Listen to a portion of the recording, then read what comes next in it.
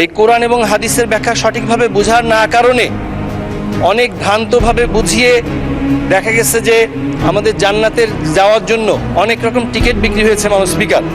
বিশেষ করে আমার এই উত্তরবঙ্গে স্পিকার অনেকগুলো বিষয়ে বিভিন্ন সময় দেয়া হয়ে থাকে।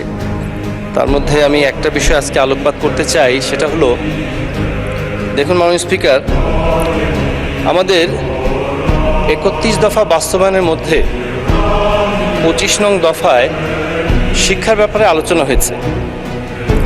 তার মধ্যে নিড বেসড এবং স্কিল বেসড এডুকেশনের কথা হয়েছে।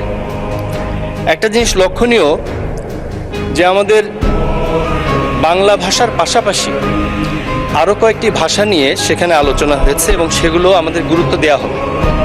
আমি আপনার মাধ্যমে এই মহান সংসদ এবং পুরো জাতিকে জানাতে চাই যে আমাদের দেশে ধর্ম যেই ধর্মেরই হোক, তার ধর্মের বিষয়ে সঠিক দিক নির্দেশনা পেতে গেলে তার ধর্মের যে মূল গ্রন্থগুলো সেগুলো সঠিকভাবে জানাটা প্রয়োজন। মাননীয় স্পিকার, আল্লাহ সুবহানাহু ওয়া তাআলা এই কোরআনকে নাজিল করেছেন এবং এটাকে সহজ করেছেন, বহুবার বলেছেন।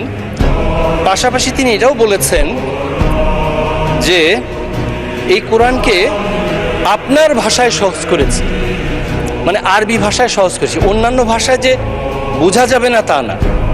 ইন্নামা ইয়াসসারনাহু বিলিসানিকা, আপনার ভাষায় সহজ করেছি, নিশ্চয়ই কে বলি।